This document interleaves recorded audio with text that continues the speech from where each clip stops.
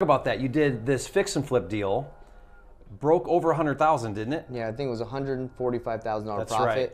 The check was 197, which we didn't make that, obviously, you got expenses. But when we got that check, we were like, this is awesome. This is cool. This is cool, yeah, for sure. So what was that like? You did a fix and flip. Let's talk the numbers high level. So your buy, rehab, and we got it sell. at 275. Okay. I think we put in like 30, 25 to 30. So not that big a rehab. Really didn't, because we were able to get, I feel like the work we got was pretty reasonable. Yeah. We put a brand new deck on the front. The deck was kind of falling off in the front. And we put a brand new deck, carpet, paint, redid the kitchen. New cabinets or just counters or what? The cabinets are pretty new at that point. Just the countertops before were a little Did you older. paint them? Paint the cabinets? We or didn't. No? Okay, just countertops. So I wouldn't say it was like this crazy rehab, but it was definitely more than we've ever done. And and it got more. We listed it for $490, and we got an offer at $515. The house was built in 1911. It was like old house. So they came back and they said, hey, there's some things. Cosmetically, you guys did a good job, but there were some issues. So we gave them a little bit of a deal. I think we ended up selling at $505. But so $15K above list price.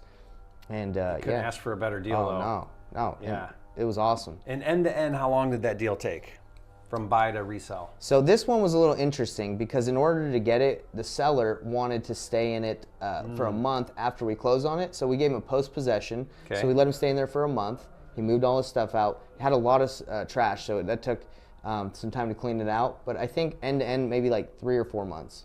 Yeah, so pretty fast. Yeah, it was pretty quick. Yeah. To make $145,000. Yeah, it was pretty dang nice. Yeah. So this is the lesson, guys. Don't wholesale your home run deals. I guarantee you, we would have made like less than half of 145 on our wholesale deal because they would have beat us up. Yeah. The sellers, the buyers, the flippers would have been like, look how trashy it is, or look at all this. But the thing that's been awesome for us too is just cleaning it out. Yeah. Almost gets you like 10 or 15K more. Just to make it look nice. So I have this strategy it works really good with on market where there's a seller and the seller's really messy and like a hoarder.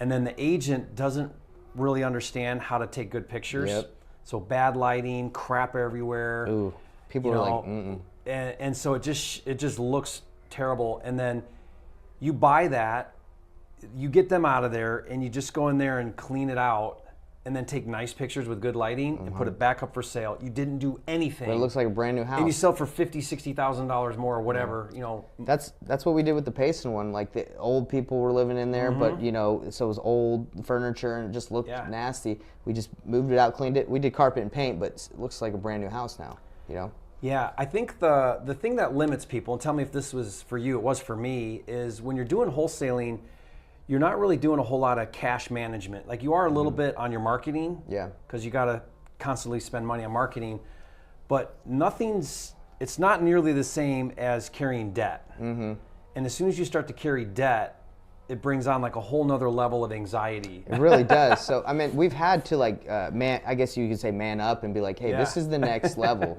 we got to do it. And luckily, raising the money to do it, the hard money lenders, and you can find them anywhere. Yeah. But the private money, I have a HELOC, a couple guys on my teams have HELOCs. We also have private money lenders that we're able to pull money from. So getting the money has been another step where back in the day, I wouldn't have felt as comfortable like asking people for money, but now I'm like, I know exactly, I run the numbers, feel confident. Like I can ask people and be like, hey, this is going to sell, your money's protected. Yeah. So there's that's good equity, it's a good deal. Exactly. Lend me the money. And so raising capital is got to be a priority. And that now, Nathan, will be like top priority for the rest of your career, right? Because you need more capital for bigger deals or more deals, and you're always looking for cheaper money. So raising money just never ends now.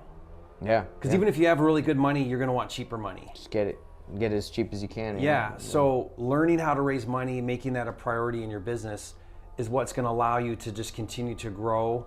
And me, I'm all about margin. So like moving up in the price points is where you start to get those spreads. For sure. And I told you this before, but your little packet in Flipster, that I used that exactly to meet with some people and take them through it when I asked them for private money. It was perfect.